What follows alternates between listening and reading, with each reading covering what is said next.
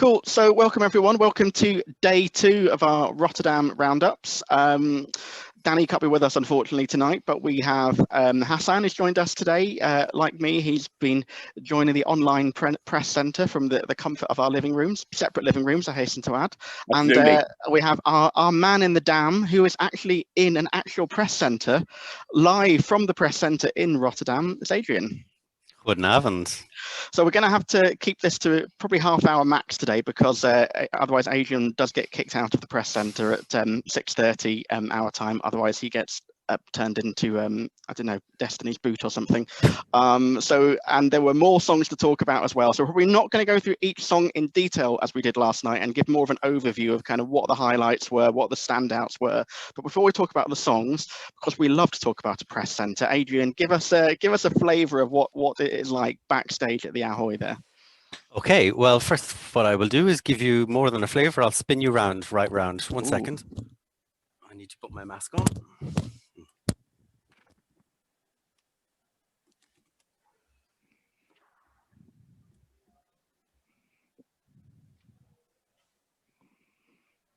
FOMO is real.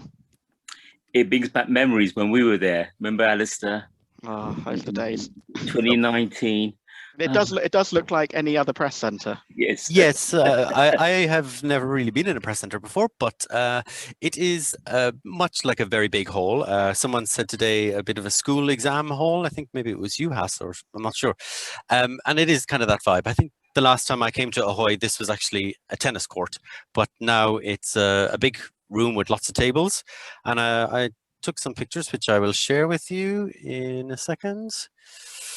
So I hope you can see my screen. So this is more or less what I just showed you. The room itself is there we are. The room itself is, I would say there's maybe about 50 to 70 people here, not that many.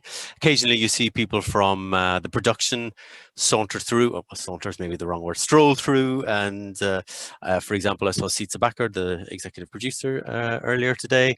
And 4 policemen at one point, which was quite a strange and scary thought.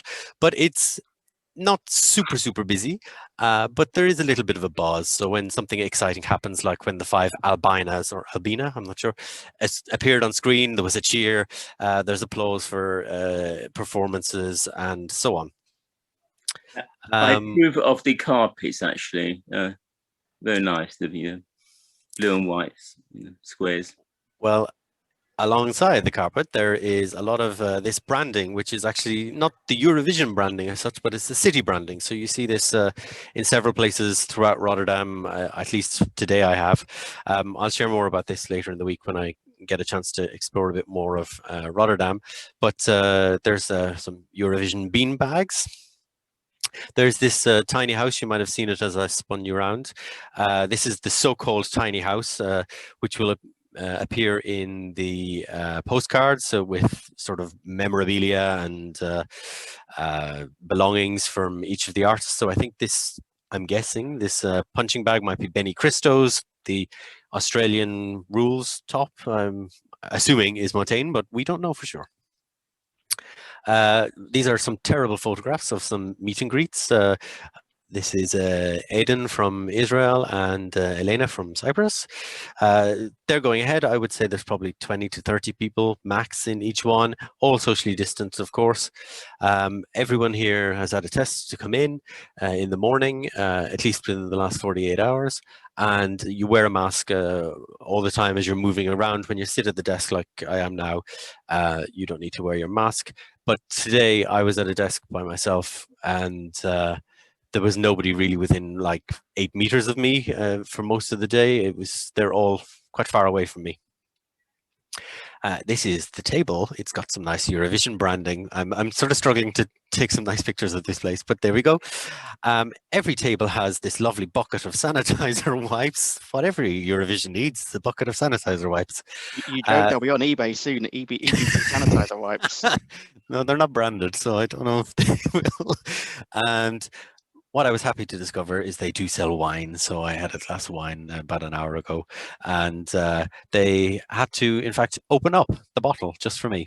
So yeah, that's a few impressions of the press centre. Cool. Well, as long as you're catered for, Adrian, that's all that matters. Indeed, yeah. There is wine. That's the important thing. Yeah.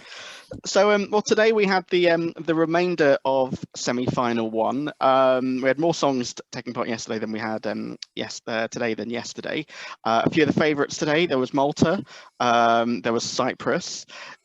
Hass, what were your kind of you didn't see yesterday's rehearsal, so coming into it kind of fresh today. What were your standout performances? Okay, well, unfortunately, due to streaming problems, I only saw about 30 seconds of Cyprus. Just as her mic fell off her body, and that was it. At first, I thought you said screaming problems, and I realised you said streaming problems. So there were no screaming problems. You were singing very well. No. It's not Albania. No. It's no. So I miss Cyprus. Though what really impressed me was the fantastic performance by Ukraine. It's one of my favourites going into the contest anyway. So I just sort of love the whole energy of that. And on the other side, and my second favourite in the show is actually Belgium.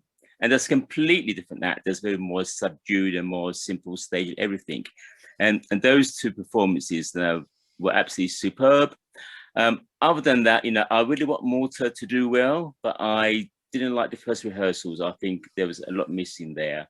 And Azerbaijan was also slightly underwhelmed by that. I was expecting a bit more from these series. But I think there's still a hope there. But I'm really loving the Norwegian song now. I mean, it wasn't a favorite at all before coming to the contest proper. But it just really grown on me, and I think the visuals are great. So it's going to be very hard to sort of throw out 6 countries, really. I think that's the thing. I mean, obviously only 10 qualify. I genuinely don't know who is going to miss out. You went from one rehearsal, you went from Croatia, then thought actually, oh, Croatia did really well. I think they're going to qualify now. Then you saw Israel, I thought, oh, they did really well. I think they're going to qualify. Ditto Azerbaijan. They're not all going to make it through. No. There are going to be good songs that are going to miss out. That is obviously the case most years, but it feels more so than ever that it's going to be a real struggle for some people. It was interesting you said Norway. Norway's one of my pre-contest favourites. I felt slightly underwhelmed by the performance today. I still think it might get through, but it was kind of moving from the yes to a maybe. But Adrian, what were your kind of standouts? So I've made a list of 2 hits, 2 maybes, 2 misses for today.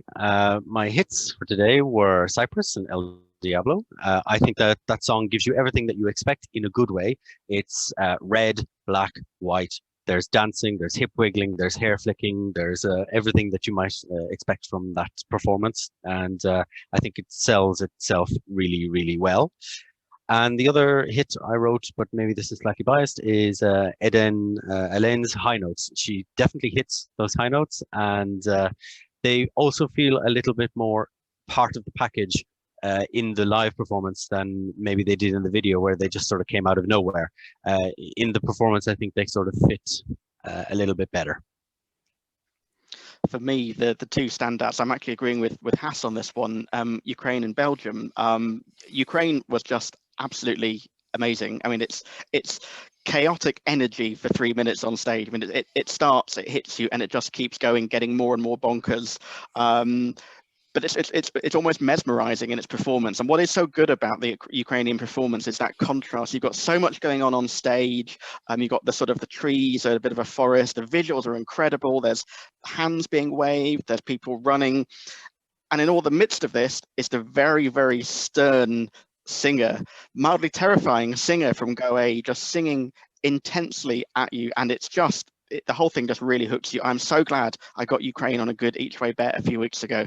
I'm quietly confident. The other one, Belgium, I mean, yeah, they're a proper pop band. They're a proper band. They can obviously perform. They can obviously sing, and it really stood out. It's a very almost like quite an intimate performance. Again, Geika, the singer, she's sort of standing in the middle, and they've got little mini stages around her with the rest of the band and a backing singer for something really intense. really clever camera work that goes on, where you see the backing singer just appearing over the shoulder of the singer. Flawless vocals. I think Belgium's going to qualify, and I was talking to someone earlier, a possible common Linnets type result. No, but Alistair, my biggest fear is that something as good as Belgium, in a way, I don't want to diminish Eurovision, but it might be a bit too good for Eurovision. Amongst no such thing. And I know in all the bang wallop sort of songs there, and you've got this fantastic, sort of a proper pop song, a serious song. Hopefully, the people will actually resonate with it, because if anything, that really deserves to be in the grand final. Yeah, no, definitely. I think the other thing that stands out is blue and pink are definitely this year's colours.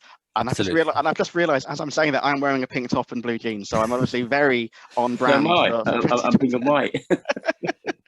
Blue and pink was in my maybe topic of discussion. It works well for some of the songs, but then when you when you see it for the third time, it is a bit like, oh, it's blue and pink again. And who knows what's to still come for semi-final too. But Croatia have it, Israel has it, and to a smaller degree, Azerbaijan have blue and pink colouring. And yeah, it might just get a little bit too much blue and pink. Yeah. Did you guys notice there's a hell of a lot of dancers this year, more so than ever? I feel I know I made a little joking comment that at EB you must have hired them all as a job lot, but they there's so many of them this year, and most of them are blokes. So, but obviously there's quite a few women as well from Malta. I think that's in part because this semi-final is sort of packed with female pop bangers, and there's Cyprus, Israel, Croatia, Azerbaijan. They're all broadly kind of the same song in a way, and they will have backing dancers because backing dancers will lift those kind of songs. Maybe it's a little less in semi-final too. Yeah, actually, what's still good about Belgium is that they allow their backing vocalist and another musician to actually go on stage with them. Normally, in these days of Eurovision, you just find out, the soul singer just wants to dominate the stage by him or herself, rather than share the glory with actually some of the vocalists who do a hell of a good job there. So, thumbs up for Belgium for allowing that to happen. What was your other maybe, Adrian, alongside blue and pink everywhere? The wonderful thing that is Destiny's boot. Destiny's boot is a highlight of the day. Destiny is wearing two boots. One is a thigh-high boot, and the other one is sort of just under her knee. I think it's on purpose. It's a sort of a skew-whiff, off-kilter, trendy thing to do. And unfortunately, though, the under-the-knee boot did decide to have its own journey of its own and went south to her ankle. But I also think it's a little bit not such a great look, because it really does, and you end up focusing on Destiny. You just look at her knee because you see a knee all the time, and it's a sort of a strange look when we should be focusing on her singing and her vocals, and her performance I thought was good and strong and will only get better. So I ditched the boot. Yeah, actually there are some really nice outfits though in the performance. I felt it's a great one for fashionistas. I feel there's some creative outfits there, and and a lot of skin as well this year. I think sex is also playing another big part in this year's Eurovision, clearly. Yeah, as Terry Wogan once said, skin and hair flying in all directions. There you go. I'm not complaining about it, but it's just an observation. It looks like Adrian might be about to get kicked out of the. Were they security coming? Just telling me I have 15 minutes left. Okay. We're okay. I like the wardrobe malfunction sort of thing in Israel, where she loses her bodice. Yeah, I didn't really. That would probably be a maybe for me. I didn't think the song needs. Does it really? Eden to suddenly be wearing an illusion sort of hair braid catsuit thing. I don't really know what you call it. It doesn't add anything that much to the song, except maybe she is being set free. But it didn't really do anything extra for the song, I thought personally. Yeah. What do people think about Azerbaijan? Because that's another big favourite by fans, isn't it? Really. You know, I mean, I expected some bit more from the Azeris, really. Azerbaijan is in my miss. There's a kind of a lack of energy in it somehow, a lack of passion.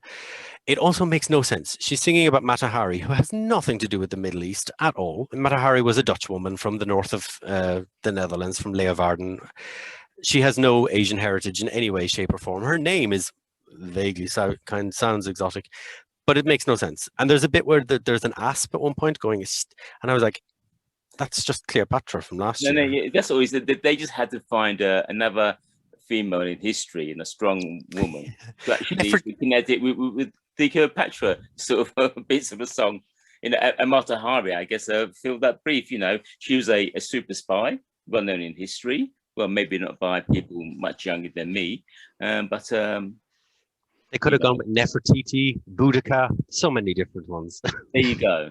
Yeah, but yeah, I still think Azerbaijan will get through, but I think you've got the Azerbaijan, Israel, Croatia. Not all three of them are going to qualify, and I think of those sort of up tempo. I think Cyprus is a guaranteed, but I think Croatia, Israel, and Azerbaijan are all ones that came in with potential. For me, the one that really lifted was Croatia. I thought Albina was fabulous. I thought the staging is really good. As Adrian mentioned, there are five Albinas at one point, which tickled people quite a lot. But I think Israel or Azerbaijan are going to struggle, not through any reason of being bad, because they're not. They're very good. And I thought Israel in particular gave a really good performance. But I just think there's other songs that I think will just sneak in ahead of them. Any misses before you get kicked out? I think the last one is a kind of a potential miss. So far, I have to say that the performances, they're not coming alive as much as I thought they would on such a cool looking stage. They feel quite sort of flat. And this might, of course, be first rehearsal syndrome. By the time we get to next week, of course, they could be a lot more. But some of the camera angles are a little bit sort of distant at times. Some of them are, the edits aren't quite sharp and quick as I would have liked to have seen. The lighting also is quite simple in some ways on the actual lights that are hitting the performer rather than the backdrop lightings. So that to me is a little bit of a miss so far. It's not as punchy as I would have thought it would be yet, anyway. Yeah, and I think Neil's made the point in the chat. It's, you know, a lot of it is for the performers to kind of work out, right, where am I looking here, where am I looking there, and then for the technical crew to kind of work out where to do all the cuts and everything. So that'll come. But what'll be interesting is when we come to the second round of rehearsals from Wednesday is how different they are, because sometimes you do find acts completely change when they come to round two. It'll be interesting to see if Ireland maybe think, oh, maybe we over-egged it slightly yesterday, and maybe we just need to calm things down for the second rehearsal, while there'll be others that think actually we need to zhuzh it up a little bit. This Irish boy thinks yes. No, I was going to say, and Sellotape for, you know, for the Israeli sort of right leg. No, not Israeli, the Maltese right leg, sorry. Hass, what were your, any sort of misses for you, Hass? I was slightly disappointed with Romania. I think it's a great song. We've not mentioned Romania at all, have we? Yeah, but there's maybe something missing. She's very casual looking. I don't know if that's purpose to show that she's like, you know, a normal person sort of thing, which makes a nice change. Just like disappointed. Croatia was fine, but again, overwhelming really. Yeah, I missed yesterday's one because I was working today, so I'm not sure how they will relate to today's ones. But personally, I think everything that I've seen today, even the 30 seconds of Cyprus, I think they all merit something, so they all should go through. I would like them to see them all go through, but obviously they won't do. Today was definitely the stronger day, and I think some of the ones that we had as maybe yesterday, I think sadly by default maybe kicked down towards the miss pile, mentioning no names, but maybe Slovenia. And I think there's a few that I think are more likely to struggle based on what we've seen today. But having said that, on the kind of counter argument, the fact there are quite a lot of similar songs in the second half means that something that's a bit slower, a bit more mid-tempo in the first half might actually just sneak through. Yeah, I mean, what do you think of the running order though that the Dutch have sort of sorted? I mean, I think always having Lithuania is a great one to begin with. You know, that's a great favour. I better go, guys, because they're starting to circle. They're starting hoovering around you. Yeah, Hooverphonic are literally, yeah, that's the sound you hear right now, Hooverphonic. Nice to talk to you all, and see you again tomorrow. Thanks, Adrian. We'll see you tomorrow. Cheerio. Bye-bye. Yeah. I mean, so obviously the show starts off with Lithuania, a really great song. That's definitely a fan favourite. And it ends with Malta, which should also be a big favourite. But I just think that maybe if they put Ukraine last, it might have a more of a bigger impact for the actual show itself, maybe. You know, end will bang.